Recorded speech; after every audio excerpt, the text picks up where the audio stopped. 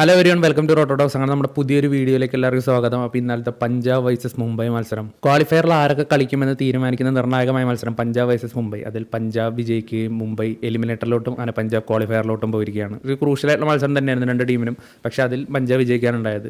പഞ്ചാബിന് വേണ്ടി ഒരു കിഡിലൻ അർദ്ധ സെഞ്ചുറി കുറിച്ച് ജോഷ് ഇംഗ്ലീഷാണ് പ്ലെയർ ഓഫ് ദ മാച്ച് ആയത്. മുംബൈക്ക് വേണ്ടി സൂര്യകുമാർ യാദവിൻ്റെ ഒരു അർദ്ധ സെഞ്ചുറി ഉണ്ടായിരുന്നെങ്കിൽ അത് പാഴായി പോകുന്ന കാഴ്ച. മുംബൈക്ക് വേണ്ടി ഇന്നലെ ജസ്പ്രീത് ബുംറയുടെ ഒരു സ്പെല്ല് അത് എടുത്ത് തന്നെ പറയണം. ബാക്കി ബോളേഴ്സൊക്കെ നല്ല രീതിയിൽ റൺസ് വഴങ്ങിയപ്പോഴും ബുംറ 4 ഓവറിൽ വെറും 23 റൺസ് മാത്രമാണ് വഴങ്ങിയത്. ഒരു കീ വിക്കറ്റ്, പ്രഭ്സിമ്രാൻ്റെ ഒരു കീ വിക്കറ്റ് കൊടുക്കുകയുണ്ടായി. പഞ്ചാബിന് ടോസ് കിട്ടുകയും മുംബൈനെ ബാറ്റിങ്ങിന് അയക്കുകയാണ് ചെയ്തത്. മുംബൈ ഇന്ത്യൻസിൻ്റെ ബാറ്റിംഗ് സ്ട്രെങ്ത് നമ്മൾ പല തവണ ഈ ഒരു സീസണിൽ കണ്ടതാണ്. 200+ റൺസ് അടിക്കാനായിട്ട് അവർക്ക് വളരെ എളുപ്പമാണ്. അത്രയും കഴിവുള്ള ബാറ്റ്സ്മാൻമാർ അവരിലുണ്ട്. പക്ഷേ ഇന്നലെ പ്രതീക്ഷിച്ചതിന് വിപരീതമായിട്ടൊരു മോശം സ്റ്റാർട്ടാണ് മുംബൈക്ക് കിട്ടുന്നത്. രോഹിത് ശർമ്മ ഒരു തീരെ ടച്ചില്ലാത്ത രീതിയിലാണ് ഇന്നലെ കളിച്ചത്. 114 സ്ട്രൈക്ക് റേറ്റിലാണ് അദ്ദേഹം തൻ്റെ ഇന്നിങ്സ് ഇന്നലെ പൂർത്തിയാക്കിയത്. 6 ഓവറിൽ 52 റൺസ് മാത്രമായിരുന്നു മുംബൈ ഇന്ത്യൻസിന് അമ്പാദ്യം. പവർ പ്ലേയിൽ മാക്സിമം റൺസ് അടിക്കുന്ന രണ്ട് താരങ്ങൾ റിക്കൾട്ടൺ ആയാലും രോഹിത് ശർമ്മയ്ക്കായാലും ഇന്നലെ കാര്യമായിട്ടൊന്നും ചെയ്യാൻ പറ്റിയില്ല. പിന്നീട് റിക്കൾട്ടനെ പുറത്താകുന്നു. പിന്നീട് സൂര്യകുമാർ യാദവ്, രോഹിത് ശർമ്മയും സ്കോർ റേറ്റിന് വലിയ വേഗതയൊന്നും പിന്നീടും വരുന്നില്ല. 12 ഓവറിലാണ് മുംബൈ 100 കിടക്കുന്നത്. പിന്നാലെ രോഹിത് ശർമ്മ പുറത്താകുന്നു. പെട്ടെന്ന് തന്നെ തിലക് വർമ്മയും പുറത്താകുന്നു. പിന്നീടത്തെ വിൽ ജാക്സും ഹാർദിക് പാണ്ഡ്യയും അതുപോലെ തന്നെ നമന്തിറും ഒരു ക്വിക്ക് ഇന്നിങ്സ് കളിക്കുകയാണ്. ഒരു ക്വിക്കായിട്ടുള്ളൊരു ഇന്നിങ്സ് കളിച്ച് അത് തന്നെയാണ് ഒരു 150 മുകളിലോട്ട് സ്കോറിലോട്ട് മുംബൈനെ എത്തിച്ചത്. സൂര്യകുമാർ യാദവ് മുംബൈക്ക് വേണ്ടി ഏറ്റവും കൂടുതൽ റൺസ് ഒരു സീസണിൽ അടിക്കുന്ന താരം എന്ന റെക്കോർഡ് ഇന്നലെ നേടിയിരിക്കുകയാണ്. സാക്ഷാൽ സച്ചിൻ ടെണ്ടുൽക്കറിൻ്റെ റെക്കോർഡാണ് അദ്ദേഹം സ്വന്തം പേരിലാക്കിയത്. ഏകദേശം 10-15 വർഷം പഴക്കമുള്ള റെക്കോർഡാണ് അദ്ദേഹം ഇന്നലെ തിരുത്തിയത്. കൂടാതെ തന്നെ 25 റൺസ് കൺസിക്യൂട്ടീവായിട്ട് മാച്ചസിൽ എടുക്കുന്നതിൽ തൻ്റെ റെക്കോർഡ് തന്നെ വീണ്ടും അദ്ദേഹം ഒന്ന് പുതുക്കിയിട്ടുണ്ട്. അങ്ങനെ എല്ലാം കൊണ്ട് സൂര്യകുമാർ യാദവ് നല്ല മികച്ച രീതിയിൽ തന്നെയാണ് കളിച്ചത്. പക്ഷേ ഒരു സപ്പോർട്ടിനായിട്ട് ആരും ഉണ്ടായിരുന്നില്ല എന്നുള്ളത് മാത്രം.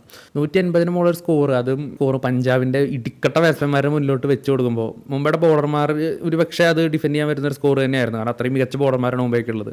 എന്നാൽ പഞ്ചാബിൻ്റെ ബാറ്റ്സ്മാൻമാർ വളരെ പക്വതയോടുകൂടി ഇന്നലെ ഒരു ഇന്നിങ്സ് കളിച്ച് അത് പൂർത്തിയാക്കി എന്നുള്ളതാണ്. തുടക്കത്തിൽ തന്നെ പ്രഭ്സിമ്രാനെ നഷ്ടമാവുന്നവർക്ക് ഒരു ഓവറിൽ ഒരു റണ്ണ് മാത്രം വിട്ടുകൊടുത്ത് പ്രഭ്സിമ്രാൻ്റെ വിക്കറ്റ് എടുക്കുന്നത് ബുംറ. പക്ഷേ പിന്നീട് ക്രീസിലേക്ക് വന്ന ജോഷ് ഇംഗ്ലീഷും പ്രിയാൻഷു ഹരിയും വളരെ മികച്ച രീതിയിലാണ് കളിക്കുന്നത്. പവർ പ്ലേയിൽ മുംബൈയേക്കാൾ റൺസ് കുറവായിരുന്നു പഞ്ചാബിന്. പക്ഷേ പിന്നീടുള്ള 6 ഓവർ 12 ഓവർ അവസാനിക്കുമ്പോൾ 120 റൺസാണ് പഞ്ചാബിന് സ്കോർ ബോർഡിലോട്ട് വരുന്നത്. ഏകദേശം വിജയം അവിടെ ഉറപ്പിച്ചു കഴിഞ്ഞു. പിന്നീട് അധികം ട്വിസ്റ്റും കാര്യങ്ങളൊന്നും ഉണ്ടായില്ല.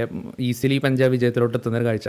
അങ്ങനെ ക്വാളിഫയർ 1 എന്ന മോഹം മുംബൈ ഉപേക്ഷിക്കുന്നു. അതുപോലെ അവർ എലിമിനേറ്ററിൽ ഇപ്പോൾ ഒരുപക്ഷെ RCB ജയിക്കുകയാണെങ്കിൽ GT ആയിട്ടും അല്ലെങ്കിൽ RCB ആയിട്ടും മുംബൈക്ക് എലിമിനേറ്റർ കളിക്കാം.